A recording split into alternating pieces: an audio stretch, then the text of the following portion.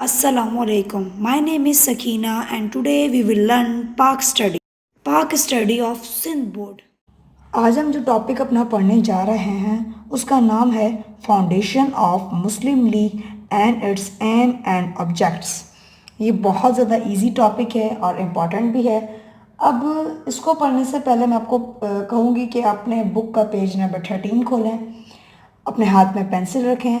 MCQs के लिहाज से कोई इंपॉर्टेंट होगा तो उसके नीचे अंडरलाइन करिएगा, हाईलाइट करिएगा, पेंसिल से मतलब लाइन लगाइएगा, आपको जो सही लगे वो करिएगा।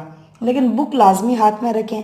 इसके साथ साथ अपने हाथ में कोई रफ़ कॉपी रखें ताकि अगर आपको कोई पॉइंट इजी लगे तो वही आप लोग लिख के अपने पेपर में लिख कर अपना एग्ज़ाम जो है ईजीली पास कर सकते हैं, क्योंकि सारी थ्योरी जो मैंने लिखी है वो बुलेट पॉइंट्स पे लिखी है।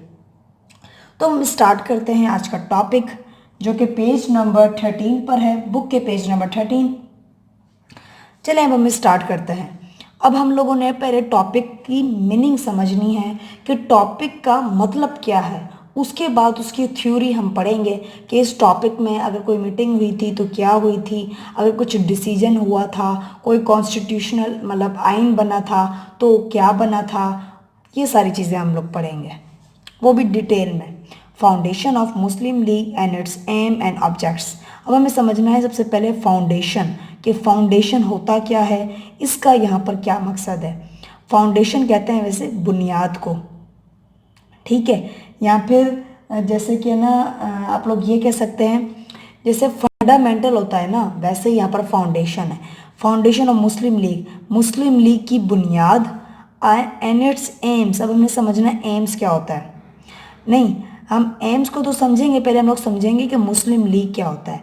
मतलब मुस्लिम लीग तो आप लोग को पता होगा कि मुस्लिम है उसकी एक लीग है, लेकिन अगर आपसे कोई पूछे कि मुस्लिम लीग को आप डिफाइन करें तो आप वो कैसे कर सकते हैं, वो आप ऐसे करेंगे। मुस्लिम लीग जो है a party of Muslim to achieve Pakistan.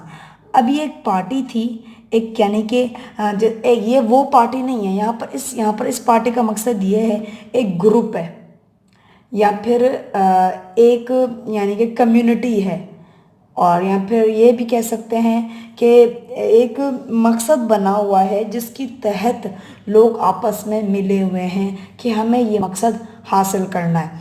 तो मुस्लिम लीग भी वही बात आ रही है। मुस्लिम लीग एक पार्टी है, किसकी, मुसलमानों की, पाकिस्तान को अचीव करने के लिए। अब आप लोग को समझ आ गया होगा, फाउंडेशन भी समझ आ गया, मुस्लिम लीग भी समझ आ गया। अब हमने समझना है कि एम क्या होता है।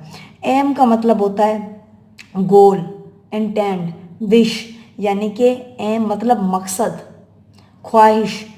अब जो मुस्लिम लीग है उसकी बुनियाद बनी, चलें ठीक है, मुस्लिम लीग बन गई, उसकी बुनियाद भी हो गई।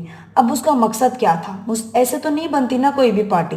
कोई पार्टी बनेगी ना, उसके पीछे कोई ना कोई मकसद होगा, कोई ना कोई रीज़न होगा, कोई ना कोई इफ़ेक्ट होगा, कोई ना कोई वजह होगी, ठीक है।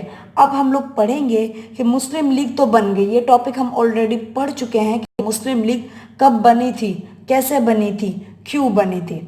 आज जो हम पढ़ेंगे वो ये पढ़ेंगे कि मुस्लिम लीग की जो उनके मकसद थे, यानी कि उनकी विशेस थी, उनके जो गोल थे, उनके जो एम्स थे, उसे हम लोग डिटेल में पढ़ने जा रहे हैं। अब हम सबसे पहले समझेंगे the beginning of the 20th century was political awakening in South Asia. 20th century की अगर हम बात करें, 20वीं सदी की अगर हम बात करें तो वो पॉलिटिकल अवेकिंग था। ये आपको मैं डिटेल में समझाऊंगी। कहाँ पर, साउथ एशिया में, यानी कि ये बेदारी का वक्त आ गया था। अब देखें, आप लोग को पता होगा कि 18th सेंचुरी में मैं पिछले टॉपिक में पढ़ा चुकी हूँ कि 18th सेंचुरी में जो मुसलमान थे वो उरूज पर थे, लेकिन जब जंग अजीम हुई थी तो 19वीं सदी के बीच में मुसलमान जो थे अपनी पावर खो चुके थे, जिसकी वजह से ये हुआ था कि वो आ गए थे नीचे, यानी कि वो उरूज से जवाल की तरफ आ गए थे, जिसकी वजह से ये हुआ था कि ब्रिटिश गवर्नमेंट ने इस बात से फ़ायदा उठाया और उन्होंने मुसलमानों के ऊपर हुकूमत शुरू कर दी। अब उससे क्या हुआ कि जो मुसलमान थे वो तंग आ चुके थे, बेजार हो गए थे, बेदार हो गए थे, और इसकी वजह से जो 19th सेंचुरी के बीच में उन वो जवाल पर आ गए थे, ब्रिटिश ने उनके ऊपर हुकूमत की थी और इन द अगेंस्ट 20वीं सदी में वो इस चीज़ से बेजार हो चुके थे, वो मतलब तंग आ चुके थे, वो एक आज़ाद ज़िंदगी गुजारना चाहते थे, सिंपली वर्ड में ये कहेंगे। अब यहाँ पर पॉलिटिकल क्यों आया है, यहाँ पर बाकी क्यों नहीं आया, यहाँ पर पॉलिटिकल वर्ड इसलिए इस्तेमाल हुआ है क्योंकि सियासी बेदारी से उस वक्त सियासत कौन करता था, ब्रिटिश, अंग्रेज हुकूमत करते थे, तो वो हुकूमत करते थे, वही जुल्म करते थे, इसी वजह से वो तंग भी पॉलिटिकल चीज़ों से थे। अगर हम बात करें अब आगे कि वो मतलब तंग आ चुके थे, उसके बाद तंग आखिर आए कैसे थे, यानी कि जैसे इंसान है ना, अगर हम मिसाल लें इंसान की, अगर वो जेल में रहे ना काफ़ी अरसे तक, तो वो उसे आदत हो जाती है उस चीज़ की, वो हैबिचुअल हो जाता है, वो यूज टू हो जाता है, ठीक है। तो वो मतलब उनके दिमाग में ये ख्याल कैसे आया कि हमें आज़ादी लेनी है, क्योंकि ये इतना आसान डिसीजन नहीं होता मतलब आज़ादी लेना, लाइक दैट। इसको समझने के लिए आप लोग ये भी कह सकते हैं, अगर आप चाहें हम कश्मीर को आज़ाद करवाएं, तो कश्मीर को आज़ाद करवाना इतना आसान तो नहीं है ना, इसके लिए कितनी मेहनत लगेगी। इन द सेम वे आप इमेजिन करें आप कश्मीर को आज़ाद करवा सकते हैं तो कितनी आप लोग की मेहनत लगेगी, कितनी आप लोग मुशक्क़त करेंगे। इन द सेम वे उस वक्त भी लोगों की वही कंडीशन थी जो आज कश्मीर में है, because of western education and role of press. जब वेस्टर्न की तरफ से मतलब एजुकेशन हुई थी, ये भी हम पिछले टॉपिक में पढ़ चुके हैं कि ब्रिटिश बहुत बड़ा सूबा था, वो दो हिस्सों में डिवाइड हुआ था, ठीक है, एक हिंदू का पार्ट था, एक मुसलमानों का पार्ट था।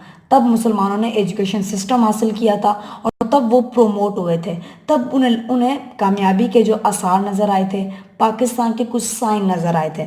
तो वेस्टर्न एजुकेशन और जो प्रेस का रोल था, जिसकी वजह से ये मतलब इन्होंने सोचा था कि हमें आज़ादी हासिल करनी है। अब आगे पढ़ते हैं, Muslim wanted freedom from foreign rule. अब देखिए मुसलमान जो थे वो आज़ादी हासिल करना चाहते थे, किससे, फॉरेन रूल, यानी कि जो उनके ऊपर ब्रिटिश की हुकूमत चल रही थी, वो चाहते थे कि हम इससे आज़ादी हासिल करें। और यही वजह थी, आज़ादी हासिल करने के लिए ही वो पॉलिटिकल अवेकिंग, ये मतलब कहना सियासी उनमें बेदारी आ चुकी थी, क्योंकि वो पाकिस्तान को आज़ाद करना चाहते थे। In 1885 mister Hume an Englishman laid the foundation of Congress.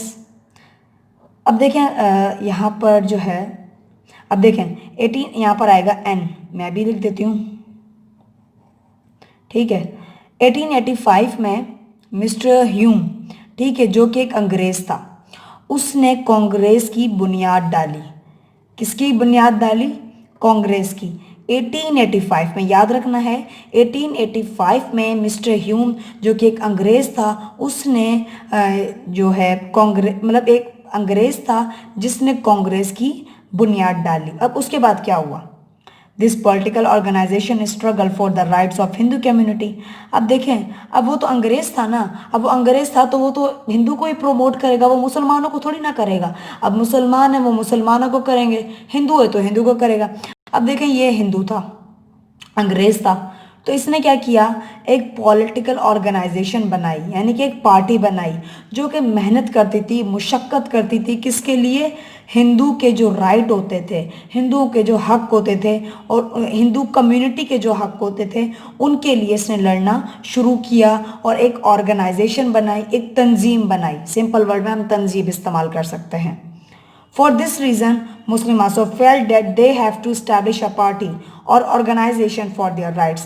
और यही वजह थी कि मुसलमानों ने भी फील किया, महसूस किया कि हमें भी एक पार्टी इस्टेब्लिश करनी चाहिए, हमें भी एक पार्टी बनानी चाहिए, हमें भी एक पार्टी तामीर करनी चाहिए।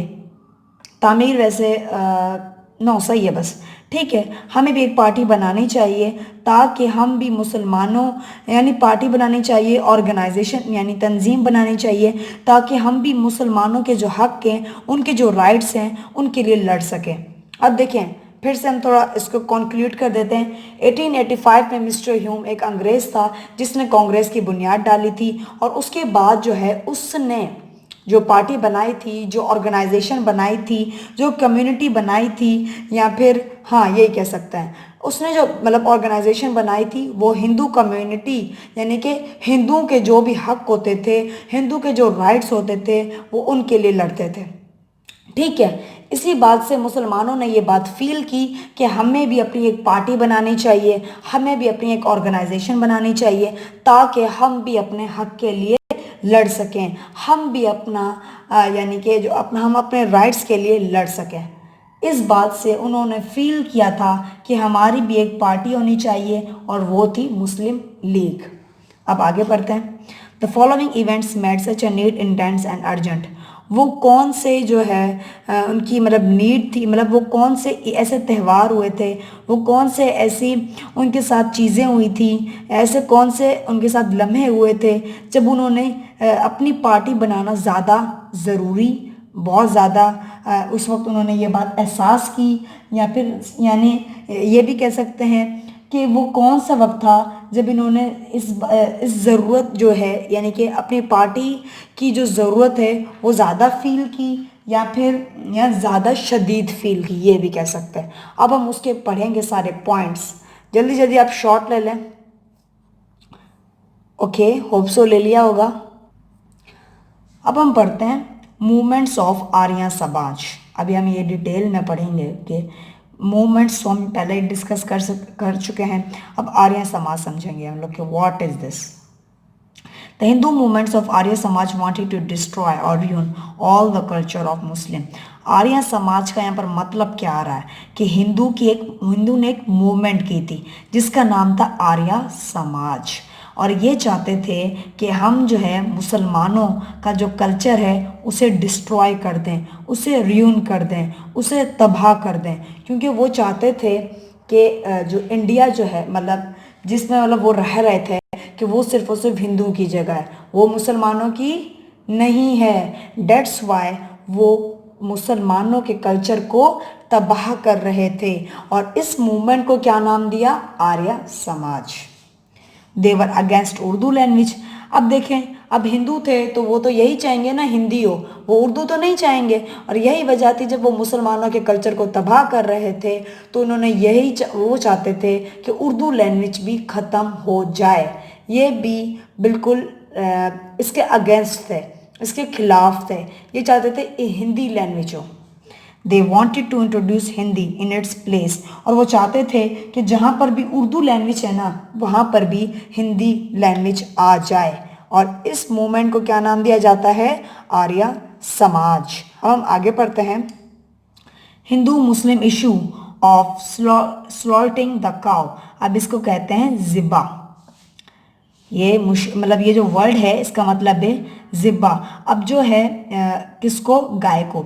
अब हिंदू और मुसलमान इनकी आपस में बड़ी लड़ाई होती थी इस बात से। क्यों? क्योंकि जो हिंदू है वो आप जानते हैं कि वो गाय को कितना मानते हैं, और इन द अगेंस्ट मुसलमानों की अगर हम बात करें तो वो उसे ज़िबा करते थे, तो इन्हें ये बात सही नहीं लगती थी। वो कहते थे कि आप हमारे, हिंदू कहते थे आप हमारे खिलाफ जा रहे हैं, जबकि मुसलमान कहते थे कि ये हम पर हुक्म है कि हमें गाय को ज़िबा करना है। तो इस बात से बड़ी लड़ाई हुआ करती थी, यानी कि बड़े मसले मसाइल हुआ करते थे। अभी हम उसको डिस्कस करेंगे। The Hindus wanted to ban the slaughter of cows. अब हिंदू जो है इस चीज़ को ख़त्म करना चाहते थे, बैन लगाना चाहते थे कि ये काम नहीं होगा अब। क्यों? मतलब किस बात पे मतलब बैन लगाना चाहते थे? कि काउस को ज़िबा ना किया जाए। Because they worship the cow. क्यों? क्योंकि वो इसकी इबादत करते थे, इनकी मतलब कि इबादत करते थे, और मुसलमान जो है इसे ज़िबा करते थे, तो वो इस बात के खिलाफ थे। Islam allows the slaughter of cows. अब अब इसके अगेंस्ट अगर हम बात करें मुसलमानों की, तो इस्लाम उन्हें अलाउ करता है कि आप गाय को ज़िबा कर सकते हैं। इट इज़ हलाल एनिमल, क्योंकि ये हमारे लिए हलाल है। अब मैं थोड़ा सा पहले वाला मतलब कंक्लूजन लेके बता देती हूँ।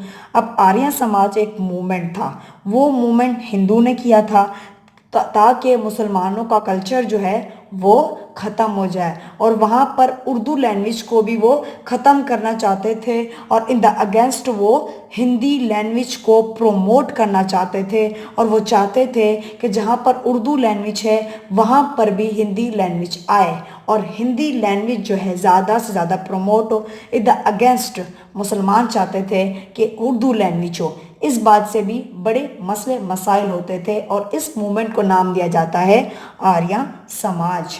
अब जो अगर हम मुसलमानों के और हिंदू के एक ये बड़ा मसला था कि मुसलमान जो है वो मतलब कुर्बानी करते थे, और हिंदू जो थे वो कहते थे कि हम इसकी इबादत करते हैं, आप हमारे खिलाफ जा रहे हैं।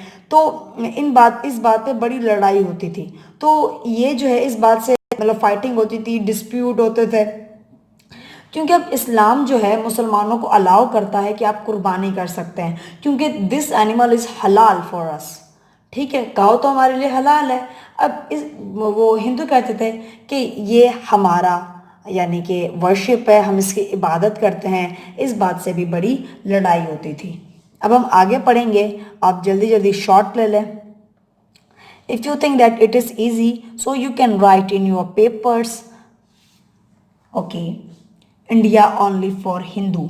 अब इंडिया जो है वहाँ पर ये बड़ी लड़ाई हुआ करती थी। वो कहते थे कि इंडिया जो है सिर्फ और सिर्फ हिंदू के लिए है, मुसलमानों के लिए नहीं है। अब हम इसे डिटेल में पढ़ेंगे। The Hindu literature was Bengali literature. Hindu जो लिटरेचर था, अदब था, वो बंगाली लिटरेचर था। This is easy, very easy, and it is also important for MCQs. And we also learned that slaughtering of cow, it is also important for MCQs way.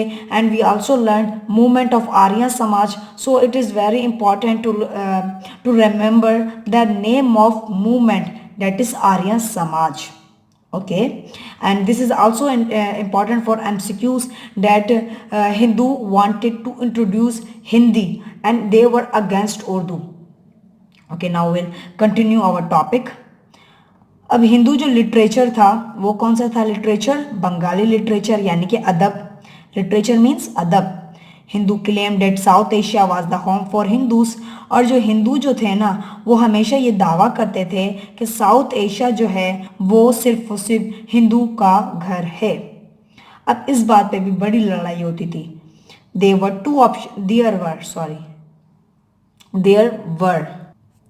There were आएगा, ठीक है। There were two options for Muslim given by Hindu. अब हिंदू ने जो है, जो उस वक्त मतलब समाज चल रहा था उनका, इंडिया ओनली फॉर हिंदू, इस बात पे कि मुसलमानों के पास सिर्फ और सिर्फ दो ऑप्शन थे। अब वो ऑप्शन दिए भी हिंदू ने थे। अब पढ़ते हैं कि वो दो ऑप्शंस कौन कौन से थे। फर्स्ट है to refuse Islam and accept Hinduism and become Hindu.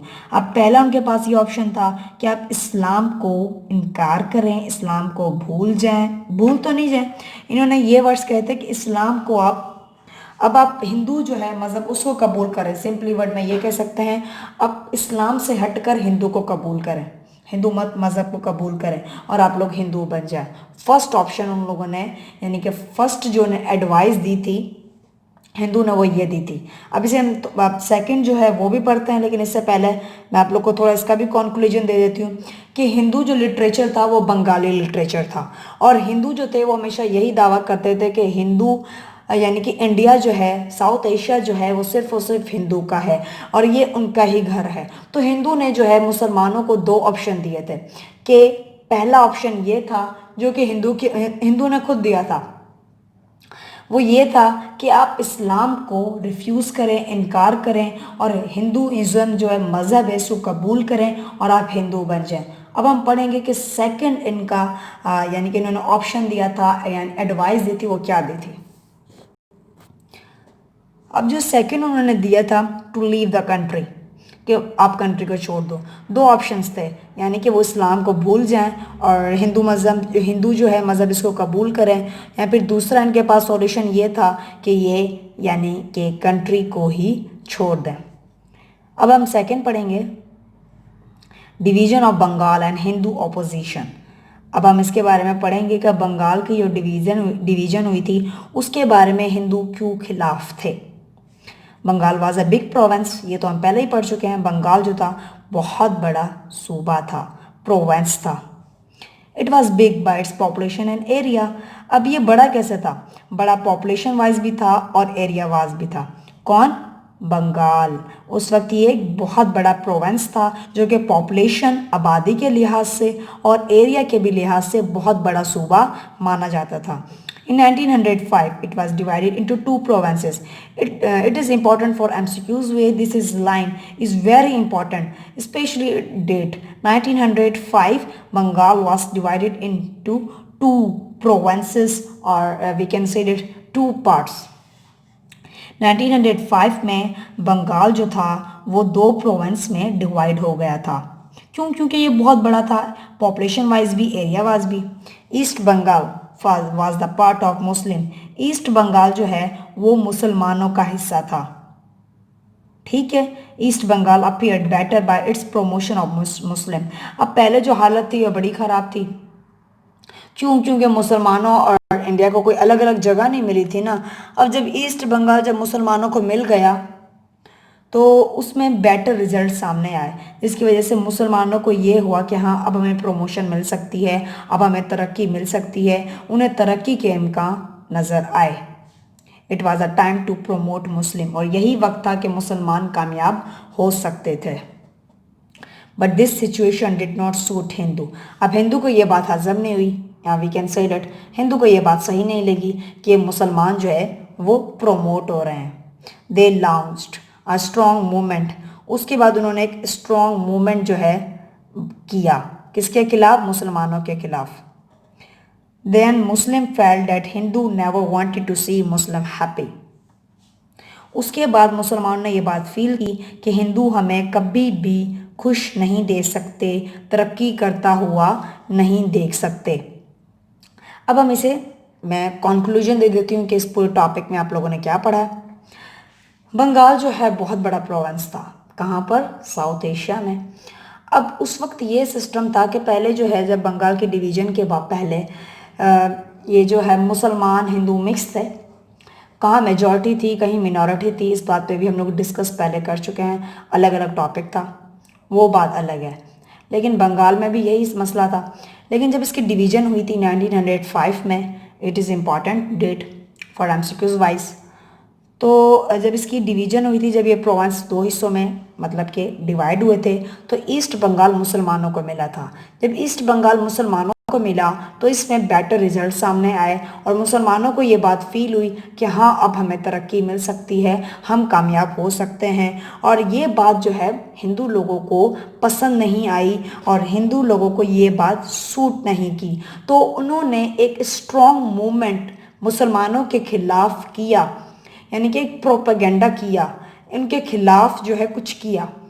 और ये जो इवेंट हुआ था ना, यानी कि जब हिंदू ने इन्होंने ये मूवमेंट इन लोगों के खिलाफ किया था, तो इस बात से मुसलमान ने बात फील कर ली थी कि ये हमें कभी भी तरक्की करता हुआ कभी भी खुश नहीं देख सकते। तो यहाँ पर ये एंड होता है। अब मतलब टॉपिक एंड नहीं होता, यहाँ पर division of Bengal and Hindu opposition end होता है। अब हम आगे पढ़ेंगे constitutionals reforms and Hindu and Hindu not Hindu and Muslim यहाँ पर है। इसे हम लोग अभी डिटेल में पढ़ेंगे कि what is this and what we will learn in this.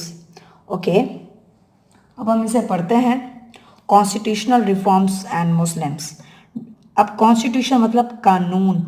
अब इसे हम पढ़ते हैं। During those days the British government intent of introducing constitutional reforms in South Asia. अब जो ब्रिटिश गवर्नमेंट थी उसने मतलब ये ऐलान किया कि हम नया कानून बनाएंगे। कहाँ पर? साउथ एशिया में। उन्होंने इसका ऐलान नहीं किया, इरादा किया था कि हम नया कानून बनाएंगे। Muslim leaders thought that it will be for Muslim. अब मुसलमानों के जो लीडर थे, उनके जो रहनुमा थे, उन्होंने सोचा था कि इसमें अब मुसलमानों का फ़ायदा होगा, क्योंकि उस वक्त मतलब कोई भी कानून मुसलमानों के हक़ में नहीं था। तो उन्होंने सोचा कि ये में भी मुसलमानों के लिए हो सकता है, मुसलमानों के हक़ में हो सकता है। अब हम आगे पढ़ते हैं इसके बारे में। अब हम पढ़ते हैं या फिर हम इसे दूसरे लफ्ज़ में ये भी कह सकते हैं, मुस्लिम leaders felt that in the new constitutional scheme should be provided for the protection of the rights of मुस्लिम, यानी कि मुसलमानों के जो लीडर्स थे, उनके जो रहनुमा थे। अब सबसे पहले ब्रिटिश गवर्नमेंट ने क्या ऐलान किया, ऐलान नहीं किया, इरादा किया कि वो कोई नया कानून नाफिज करेगी। ठीक है, अब उसने ऐलान किया तो मुसलमानों के लीडर्स को लगा कि जो ये नया कानून होगा वो मुसलमानों के हक में होगा, मुसलमानों के राइट्स के लिए होगा, या उनके राइट्स की प्रोटेक्शन के लिए होगा। उसके बाद क्या हुआ कि इन्होंने ये सोचा, तो उसके बाद मुसलमानों ने सर आगा खान की क़यादत की और उसके बाद वो लॉर्ड मिंटो के पास पे भेजा गया। और उसके बाद जब मतलब उनसे मिले तो बरतानिया की जो हुकूमत थी, ब्रिटिश गवर्नमेंट थी, उसने मतलब वहाँ पर उन्होंने एक अलग मुल्क का इंतखाब किया, मुतालबा किया कि हमें एक अलग मुल्क चाहिए। और उसके बाद मतलब उनसे मुलाकात होने के बाद मुसलमान ने फ़ैसला किया कि ये ऐसे ही जो मतलब है ना, ऐसे ही मतलब मुतालबे कह सकते हैं, मुतालबे मनवाने के लिए एक सियासी जमात कायम करें ताकि हम अपना मुल्क बना सकें। ठीक है, ये था। अब हम आगे पढ़ते हैं, जल्दी जल्दी आप लोग शॉर्ट ले लें।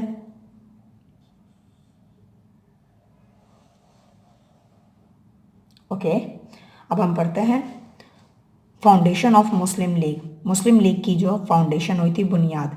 इन दिसंबर 1906 मुस्लिम leaders of south Asia gathered eight Dhaka. अभी आप लोग को याद रखना है 1906 में मुस्लिम लीडर्स जो थे साउथ एशिया के, वो कहाँ जमा हुए थे, ढाका में। दे वर गैदर्ड अंडर प्रेजेंटशिप ऑफ नवाब विक्रल मुल्क हेल्ड अ हिस्टोरिक मीटिंग। ये जमा हुए थे किसकी सदारत में, नवाब विक्रल मुल्क, जो कि एक बहुत बड़ी मीटिंग हुई थी, एक हिस्टोरिक मीटिंग हुई थी, यानी कि पाकिस्तान के लिए एक हिस्टोरिक मीटिंग थी। They announced All India Muslim League, और इन्होंने अनाउंस किया था, ऐलान किया था ऑल इंडिया मुस्लिम लीग के बारे में। Aga Khan became its first president and its central office was established at Aligarh. Aga Khan जो थे वो फर्स्ट प्रेसिडेंट बने थे और इनका जो सेंट्रल ऑफिस था वो अलीगढ़ में बना था। ठीक है, अब हम आगे पढ़ते हैं। आप लोग इसका भी शॉर्ट लेना चाहें तो ले सकते हैं। अब आगे पढ़ेंगे हम लोग। अभी 2 पॉइंट्स इसके रहते हैं, और 3 पॉइंट्स रहते हैं। The main object before the league was to present before the government the need political rights and Muslims. अब इनका जो मेन मकसद था वो ये था, मतलब मुस्लिम लीग का वो ये था कि वो गवर्नमेंट के सामने अपने ज़रूरियात, अपने सियासी जो हक है वो, मुसलमानों को सियासी हक है वो सामने रखेंगे। They also want to create such an atmosphere in which other nationalities could live peacefully. और ये ऐसा माहौल पैदा करना चाहते थे जहाँ पर बाकी नेशनलिटीज़ भी रह सकें। अब हम इसे भी कंक्लूजन कर लेते हैं। समरी में बता देती हूँ मैं आप लोग को। फाउंडेशन ऑफ मुस्लिम लीग की जो फाउंडेशन हुई थी, बुनियाद हुई थी, उसके बारे में पढ़ेंगे। दिसंबर 1906 में मुस्लिम लीडर साउथ एशिया में जमा हुए थे, कहाँ पर, ढाका में। उसके बाद ये जो मतलब जमा हुए थे तो इसके ऊपर सदारत करने वाला था नवाब विक्रल मुल्क, और एक हिस्टोरिक सेशन था, एक जलसा था जो कि पाकिस्तान की हिस्ट्री में बहुत इंपॉर्टेंट रोल प्ले करता है। और इसके बाद इन्होंने अनाउंस किया था ऑल इंडिया मुस्लिम लीग के बारे में, और सर आगा खान इनके फर्स्ट मतलब प्रेसिडेंट थे, और इनका सेंट्रल ऑफिस जो है वो अलीगढ़ में बना था। और इनका जो मेन मकसद था वो ये था कि वो मतलब कि गवर्नमेंट के सामने अपनी ज़रूरियात, अपने सियासी हक रखेंगे, और इसके साथ साथ वो ऐसा एटमॉस्फेयर, ऐसी मतलब फ़िज़ा कायम करना चाहते थे जहाँ पर बाकी नेशनलिटीज़ भी सुकून से रह सकें। They wanted to remove any misunderstanding between the British government and Muslims। और इसके साथ साथ मुसलमान चाहते थे कि हमारी अगर ब्रिटिश गवर्नमेंट के साथ और मुसलमानों के बीच में कोई भी मिसअंडरस्टैंडिंग होगी, हम उसे ख़त्म करना चाहते हैं। तो यहाँ पर ये था, सारा पढ़ लिया हम लोगों ने। अब हम पढ़ेंगे AIIMS and objects of Muslim League. जो हमने टॉपिक पूरा पढ़ा है ना, उसे आप लोग ये भी पेपर्स में लिख सकते हैं। It is for short answer, but it is also for important if you will write a long question. अगर लॉन्ग क्वेश्चन में आ जाए तो वो लिख कर फिर ये लिखेंगे तो आपका ईजिली लॉन्ग क्वेश्चन बन जाएगा।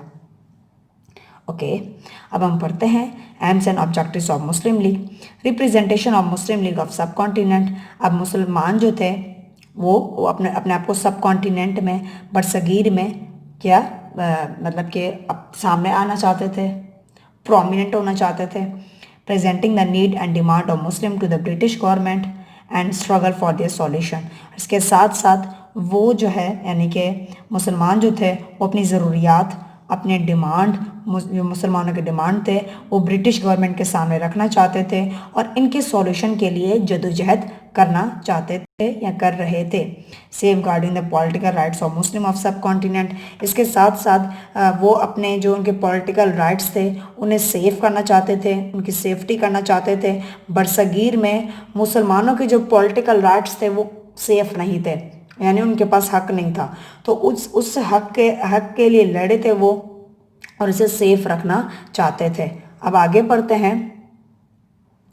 Resolve the misunderstanding between the British government and Muslim. इसके साथ साथ जो है वो मिसअंडरस्टैंडिंग जो ब्रिटिश गवर्नमेंट और मुसलमानों के बीच में थी इसे ख़त्म करना चाहते थे। Develop harmony among the Nations of सब कॉन्टिनेंट। और वो बाकी जो नेशंस थे, बाकी जो कौमें थीं उनके साथ रिलेशन बनाना चाहते थे। कहाँ पर? बरसगीर में। अब एम एंड ऑब्जेक्टिव्स जो हैं सारे हम लोगों ने पढ़े हैं। अब मैं को इसका आप शॉर्ट ले सकते हैं, देखें सारे नज़र आ रहे हैं। अब इसे मैं इसका कंक्लूजन दे देती हूँ कि मुसलमान चाहते थे कि वो मतलब के नुमाइंदे बने बरसगीर में, वो अपनी ज़रूरियात, अपनी डिमांड यानी कि मुसलमानों की जो डिमांड थी वो ब्रिटिश गवर्नमेंट के आगे रखना चाहते थे और इसके लिए वो स्ट्रगल कर रहे थे, इसके सॉल्यूशन के लिए वो स्ट्रगल कर रहे थे। और इसके साथ साथ जो थर्ड पॉइंट है वो चाहते थे कि वो पॉलिटिकल राइट्स यानी कि उनके सियासी जो हक हैं बरसगीर में उसको सेव करना चाहते थे। और इसके साथ साथ अगर ब्रिटिश गवर्नमेंट और मुसलमानों के बीच में कोई मिसअंडरस्टैंडिंग है तो इसे दूर करना चाहते थे। और इसके साथ साथ वो बाकी कौमों के साथ अपना एक लिंक बनाना चाहते थे, डेवलप करना चाहते थे। ओके, यहाँ पर ख़त्म होता है। अब हम आगे पढ़ेंगे द मेजर अब जो उन्हें मेजर सक्सेस, इतनी मेहनत की, सब कुछ किया, उन्हें कोई सक्सेस भी तो मिली होगी ना। अब हम वो पढ़ेंगे कि उन्हें मेजर सक्सेस जो है वो क्या मिली थी। अब ये रहा, देखें the first major success of the Muslim League. Muslim League की जो फर्स्ट मेजर सक्सेस है उसके बारे में हम लोग अभी पढ़ेंगे। The Muslim league achieved great success when the principle of separate electorate was accepted. Wow, what a great! ये बहुत मतलब बड़ी बात है। मुस्लिम लीग जो है उसने जो है सक्सेस हासिल की थी। कब? जब उन्हें उनका सेपरेट इलेक्टोरेट एक्सेप्ट हुआ था। अब इलेक्टोरेट क्या होता है, सोचने वाली बात है। अब इलेक्टोरेट को हम लोग समझेंगे, व्हाट इज इलेक्टोरेट। अब यहाँ तक समझ लें कि मुस्लिम लीग का ये मतलब इस बात में उन्होंने सक्सेस हासिल की थी कि वो सेपरेट जो चाहते थे, मुल्क चाहते थे, प्रोविंस चाहते थे, जो भी आप लोग अभी समझें, अभी हम लोग आगे जाके वैसे भी पढ़ेंगे। तो ये जो इनका मतलब था, इनकी जो सोच थी या फिर इनका जो इरादा था या फिर इनका जो हक था वो कबूल हो चुका था, एक्सेप्ट हो चुका था। अब देखिए हम समझते हैं what is electorate. The people who are eligible to vote in an election. What a great, कितने ईजी है। इलेक्टोरेट होता क्या है कि वो लोग जो एलिजिबल हों, काबिल हों वोट देने के लिए, कहाँ पर? इलेक्शन में। ओके, अब हम पढ़ते हैं what was the major success that Muslim League get. It was accepted in the Government of India Act 1909 under which the Muslim could elect representatives from Muslim।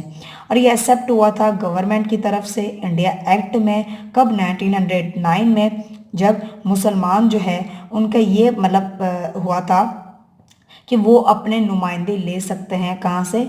मुसलमानों से। Hindu could elect representatives from Hindu, और हिंदू अपने representative कहाँ से ले सकते हैं? हिंदू में। In fact this principle later laid the foundation of Pakistan. और उसके बाद जो है यही प्रिंसिपल, यही कानून पाकिस्तान बनने की एक बुनियाद बना। हम इसे कॉन्क्लूजन लेते हैं। इसमें क्या है कॉन्क्लूजन? मुस्लिम लीग को एक मेजर सक्सेस हासिल हुई थी। वो मेजर सक्सेस क्या है?